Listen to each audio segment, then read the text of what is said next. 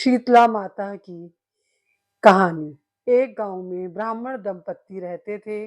दंपत्ति के दो बेटे और दो बहुएं थी। दोनों बहुओं को लंबे समय के बाद बेटे हुए थे। इतने में शीतला सप्तमी, जहां अष्टमी को पर्व मनाया जाता है, वे इस कहानी को अष्टमी को पढ़ें, का पर्व आया। घर में पर्व के अनुसार ठंडा भोजन तैयार किया गया।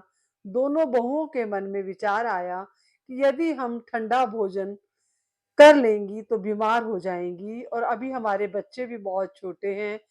इस विचार के कारण दोनों बहुओं ने पशुओं के दाने तैयार करने के बर्तन में गुप चुप दो बाटी तैयार करके रख ली।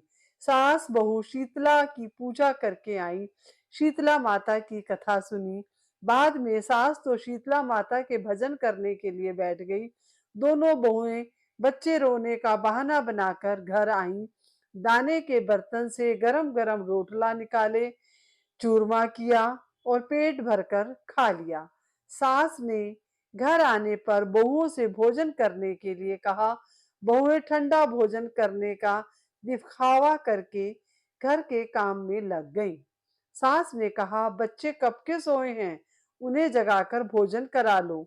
बहुएं जैसे ही अपने बेटों को जगाने गईं तो उन्होंने उन्हें मृत प्राय पाया। दोनों बहुओं की करतूतों के फलस्वरूप शीतला माता के प्रकोप से ऐसा हुआ था। बहुएं विवश हो गई। सास ने घटना जानी तो बहुओं से झगड़ने लगी।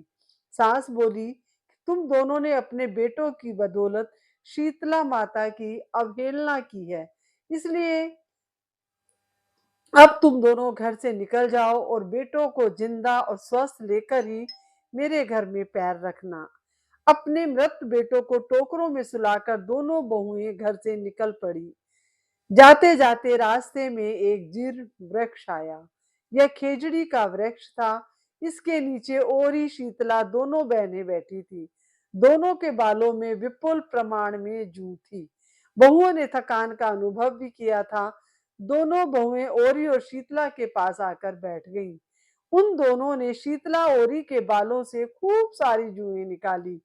जुओं का नाश होने से ओरी और शीतला ने अपने मस्तक में शीतलता का अनुभव किया।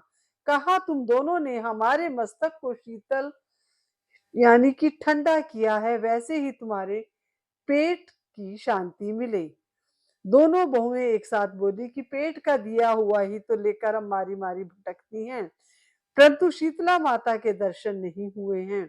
शीतला माता ने कहा कि तुम दोनों पापनी हो, दुष्ट हो, दुराचारनी हो, तुम्हारा तो मुंह भी देखने योग्य नहीं है। शीतला सप्तमी के दिन ठंडा भोजन करने के बदले तुम दोनों ने गरम भोजन कर लिया था। यह सुनते ही बहुओं ने शीतला माता जी को पहचान लिया।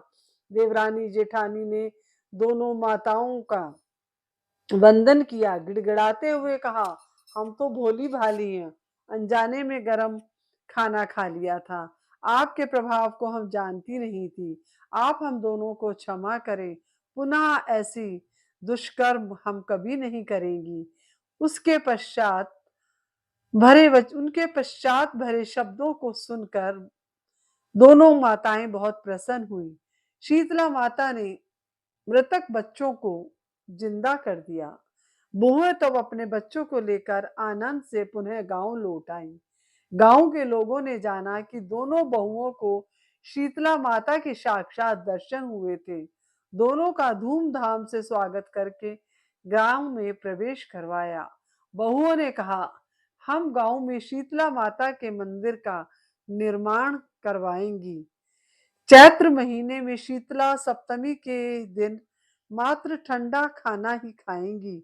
शीतला माता ने बहुओं पर जैसे अपनी दृष्टि की वैसी कृपा हम सब पर करें। श्री शीतला माँ सदा हमें शांति, शीतलता तथा आरोग्य दे। बोलो श्री शीतला माता की जय।